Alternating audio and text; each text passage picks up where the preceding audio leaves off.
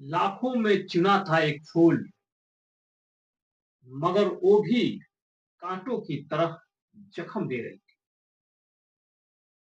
लाखों में चुना था एक फूल, मगर वो भी कांटों की तरह जख्म दे रही थी। मैंने अपनी जिंदगी ही खत्म कर ली, क्योंकि वो मुझे जिंदगी भर रोने की कसम दे रही थी। नमस्कार, आदाब, सत श्री अकाल। मैं हूं समीर आयोग और आप देख रहे हैं रियल स्टोरी। आज की जो सच्ची घटना मैं आपको बताने जा रहा हूं, ये घटना है बंगलुरु की। बंगलुरु में एक व्यक्ति जो पेशे से इंजीनियर था, 9 दिसंबर 2024 को अपने कमरे के लगे पंखे में लटक कर अपनी जान दे देता है। उसके सुसाइड करने के बाद वहां के जो अगल बगल के लोग होते हैं,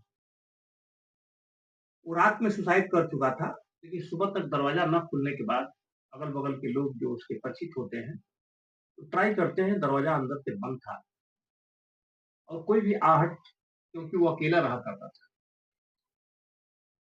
लोग जब पुलिस को फोन करते हैं, पुलिस जब वहां आती है, दरवाजा तोड़ा जाता है, अंदर जाके देखते हैं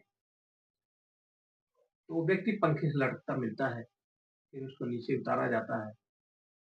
पुलिस को उसी कमरे में 23 पन्ने का एक सुसाइड नोट मिलता है, जिसमें वो व्यक्ति बताता है, लिखा रहता है कि मैं अतुल सुभाष। वो एक सॉफ्टवेयर इंजीनियर था, काफी पढ़ा लिखा व्यक्ति, अच्छी जॉब कर रहा था बंगलुरु में। वो अपना परिचय देता है कि वो बिहार का रहने वाला था, समस्तीपुर का, और यहाँ वो जॉब करता। पुलिस अपने उस नोट को पढ़ती है। फिर उसका एक वीडियो भी वायरल हो जाता है, अतुल सुभाष इंजीनियर, जिसमें कि वो करीब 80-84 मिनट का एक वीडियो बनाता है अपनी सुसाइड से पहले, और इस देश को एक बहुत बड़ा मैसेज देता है कि ये जो यहाँ की जो संस्थाएं हैं, चाहे वो कोर्ट हो, पुलिस डिपार्टमेंट हो, या जिससे भी हमारा पाला पड़ जाता है, वो व्यक्ति उस सबसे तंग आ चुका था। और उसका कहना यह है, वो सारी बात, एक एक बातों को उसने अपने मोबाइल में रिकॉर्ड करके, अपने लैपटॉप में रिकॉर्ड करके, और वायरल हो जाने के बाद, वो वीडियो जब वायरल हो जाता है, तो किसी भी, कोई भी ऐसी जगह नहीं होती जहाँ की वो पहुंचा ना हो। सोशल मीडिया के किसी भी प्लेटफॉर्म पे, टीवी न्यूज पे, यहाँ तक कि बहुत सारे चैनल उसके ऊपर एक डिबेट करते हैं कि जो हमारे देश की ये जो संस्थाएं हैं, जो सिस्टम है, इससे भी कहीं ना कहीं वो परेशान था अतुल सुभाष, जो मात्र 34 साल की उम्र में कोई दुनिया छोड़ के जाना पड़ गया। दरअसल अतुल सुभाष की एक कहानी है कि अतुल सुभाष 2019 में एक बिहार जौन उत्तर प्रदेश, एक तो बिहार का समस्तीपुर का रहने वाला था, मगर उत्तर प्रदेश के जौनपुर की एक लड़की निकिता सिंघानिया, निकिता सिंघानिया से उसकी शादी हो जाती है 2019 में। 2019 में बहुत धूमधाम से शादी होती है, बहुत सारे स्टार आए होते हैं, क्योंकि ये भी सॉफ्टवेयर इंजीनियर था, अच्छी खासी आमदनी थी, परिवार बैकग्राउंड भी अच्छा था, सब कुछ ठीक ठाक से हो जाता है। परिवार ये अपनी पत्नी को लेकर के बंगलुरु चला जाता है, जहाँ उसकी जॉब थी। 1 साल तक सब कुछ ठीक ठाक चला। उसके बाद जो है, इनको एक बेटा पैदा हुआ। बेटा पैदा होने के बाद इन लोगों में, पति पत्नी में, किसी बात को लेकर के अनबन होने लगी, किसी बात को लेकर झगड़ा होने लगा। उसी बीच जो निकिता है, इसकी माँ अक्सर वहां बंगलुरु जाया करती थी अपनी बेटी के पास, और अपनी बेटी से कुछ बातें किया करती थी उसके पति के खिलाफ। निकिता के दिमाग में ये सब बातें चलने लगी, और वो अपने पति से दूर रहने का फैसला कर वो अपने बेटे को लेकर के वो जौनपुर चली आती है। जौनपुर आने के बाद बहुत सारी बातें होती हैं, वो अपने भाई के लिए बात करती है कि मेरा भाई कुछ बिज़नेस स्टार्ट करना चाहता है। इस सिलसिले में अतुल सुभाष थोड़ा-थोड़ा 2 लाख, 5 लाख, 4 लाख जब भी ज़रूरत पड़ती है, वो पैसे भी दे दिया करता था। लेकिन धीरे-धीरे इससे बहुत सारे पैसे माँगे जाने लगे, यानी 50 लाख रुपए का डिमांड हो गया। तब अतुल सुभाष को कहा कि नहीं इतने पैसे मेरे पास नहीं है, मैं इतना पैसे नहीं दे सकता। इस बात पर इस परिवार को बहुत गुस्सा आया और इन लोगों ने जाकर के दहेज उत्पीड़न का केस कर दिया। अतुल सुभाष के ऊपर लगभग 9 केस हो गए और सारे केस जौनपुर में थे और अतुल सुभाष अपनी नौकरी करता था बंगलुरु में। जब भी तारीख पड़ती थी, उसको वहाँ से आना पड़ता था। कम से कम 20-25 बार आने के बाद अतुल सुभाष थक चुका था। जगह-जगह कोर्ट कचहरी में भी पैसे देने पड़ते थे। इस बात को लेकर के बहुत तंग रहने लगा था। उसके बाद भी ये जो उसके सास-ससुर, साले, सारे लोगों का अलग से एक दबाव होता था। दबाव बनाने के लिए ही ये लोग मुकदमा कर दिया करते थे। अतुल सुभाष अब ये सोच समझ के परेशान हो गया था कि मैं अपनी नौकरी करूँ या मुकदमा लड़ूँ। उसे कुछ समझ में नहीं आ रहा था कि वो क्या करे। इसी बीच एक फैमिली कोर्ट में एक जज ने फैसला दे दिया कि 80,000 रुपए आपको निकिता को देना पड़ेगा, खर्चा देना पड़ेगा। यानी जो उसका गुज़ारा होता है, गुज़ारा भत्ते के लिए जो बेटा है, बेटे को लिए 40,000 रुपए और 40,000 रुपए निकिता के लिए, यानी 80,000 रुपए का फैसला सुना देती है। उस कोर्ट के फैसले के बाद अतुल और भी डिस्टर्ब हो जाता है और वो फैसला तब तक के लिए था, जब तक कि हो सकता है कि आगे आमदनी महँगाई बढ़ जाएगी, वो जो 80,000 रुपए है, वो 90,000 भी हो सकते हैं, 1 लाख भी हो सकते हैं, महीने के। अतुल इस बात से भी बहुत परेशान हो गया। उस जज से बात किया तो उसने कहा कि उसने भी कुछ इससे पैसे माँगे रिश्वत के रूप में। अतुल समाज समझ गया कि जो भी लोग हैं, वो सिर्फ़ हमारा शोषण करना चाहते हैं, हमारे साथ अत्याचार करना चाहते हैं, कोई भी हमारे साथ इंसाफ़ नहीं करना चाहता।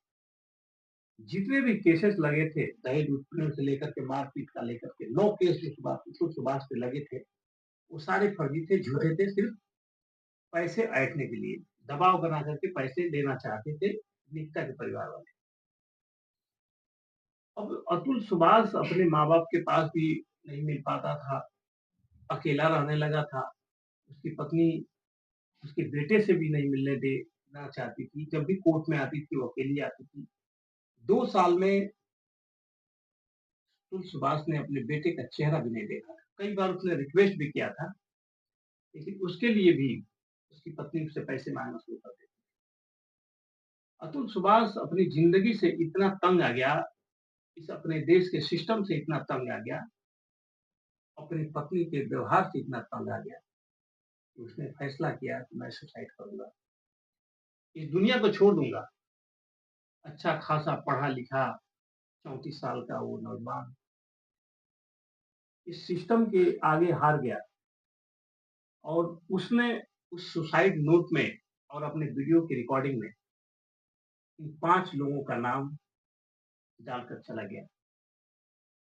वो जो जज थी, जिसने सिविल कोर्ट परिवार की जो कोर्ट कोर्ट होती है, फैमिली कोर्ट, उसकी जो जज थी रीता, उसके जिसने फैसला दिया था 80,000 रुपए महीने देने के लिए, सबसे पहला नाम अपनी मौत के ज़िम्मेदार उसको बताया था। दूसरा अपनी पत्नी निकिता, फिर अपने ससुर, अपनी सास और अपने साले को बताया था। यहाँ तक कि सुभाष के ऊपर उसके ससुर जब उनका डेथ हो गया था, तो उसके ऊपर भी एक केस कर दिया गया था कि निकिता ने ये बयान दिया था या केस में लिखवाया था कि मेरे पिता से अतुल सुभाष ने दहेज के पैसे माँगे और उनको हार्ट अटैक आ गया और वो मर गए। उनकी भी मौत का ज़िम्मेदार अतुल सुभाष। ऐसे-ऐसे मतलब मौके ढूँढ-ढूँढ कर अतुल सुभाष को तंग करने, परेशान करने के लिए साजिशें रची गई और वो व्यक्ति लास्ट में ये सोच लिया कि नहीं, मुझे इस दुनिया से जाना होगा और उसने 9 दिसंबर 2024 को अपनी जान दे दी। लेकिन उसके मरने के बाद इस देश में हर तरफ उसकी बात हो रही थी कि हमेशा ये कहा जाता है कि महिलाओं के साथ अत्याचार होता है, लेकिन पुरुषों पे हो रहे अत्याचार को कोई भी उजागर नहीं कर सकता। अगर अतुल सुभाष ये पत्र नहीं लिखता, वीडियो नहीं बनाता, चुपचाप से आत्महत्या कर लिया होता, तो शायद ये राज भी खुल नहीं पाता। अतुल सुभाष ने इस जो हमारे देश का सिस्टम है, जो न्यायपालिका है, उस पर भी सवाल उठाते हुए कहा है कि अगर मुझे न्याय नहीं मिल पाया, कोर्ट से मुझे अगर न्याय नहीं मिल पाया, तो मेरी जो अर्थियाँ होंगी, वो कहीं बहाया नहीं जाएँगे जब तक मुझे इंसाफ नहीं मिल जाएगा। उसी कोर्ट के सामने अगर कोई नाला होगा, उसी में हमारी अर्थियों को बहा देगा। इतना वो रंज था अपने इस सिस्टम पर, न्यायपालिका पर, कि उसे शायद न्याय नहीं मिलेगा। और अब तक जो उसने 2 सालों में, 3 सालों में झेला था, उसको ये पता चल गया था कि शायद ये सिस्टम पूरी तरह करप्ट है, बिका हुआ है, लालची है। इस वजह से वो काफ़ी नफ़रत करने लगा था न्यायपालिका से। और आज भी जो इल्ज़ाम लगा के ले गया है, एफआईआर तो हुई है, उसकी पत्नी, उसके सास, उसके ससुर, लेकिन जिस रीता जज को उसने पहला नाम दिया था अपनी मौत के ज़िम्मेदार में, उसके ऊपर कोई एफआईआर, कोई भी केस नहीं हुई है। तो इससे पता चलता है कि न्यायपालिका के लोग भी शायद उसको बचाने के लिए ऐसा नहीं किए हैं, जो फैमिली कोर्ट की जज थी।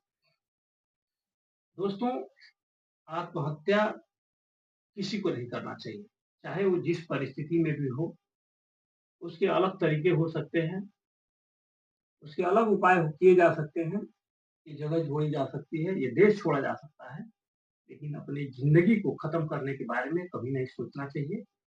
ये जो फैसला है, ये किसी भी हालात में नहीं लेना चाहिए, इसलिए कि ज़िंदगी बहुत खूबसूरत है, मिली है जीने के लिए। हो सकता है आपकी ज़िंदगी में कभी उतार-चढ़ाव, दुःख, गम आ सकते हैं, लेकिन इसे कभी ख़त्म नहीं करना चाहिए। मैं इस वीडियो के माध्यम से आप लोगों को यही कहना चाहूँगा कि किसी भी आफ़त हो, विपत हो, किसी भी दुःख तकलीफ़ में हो, कभी भी ऐसा नहीं सोचना चाहिए कि हमें आत्महत्या करना है। इस इस जो भी समस्याएँ आती हैं, उसका मुकाबले करने की हिम्मत रखनी चाहिए और उससे लड़ना चाहिए और जीत कर यही दिखाना चाहिए कि मैं सच हूँ, ना कि आत्महत्या करके अपने आप को ख़त्म करना चाहिए। दोस्तों, सतर्क रहिए, जागरूक रहिए और अपना ख़्याल रखिए, अपने परिवार का ख़्याल रखिए। सत्यमेव जयते।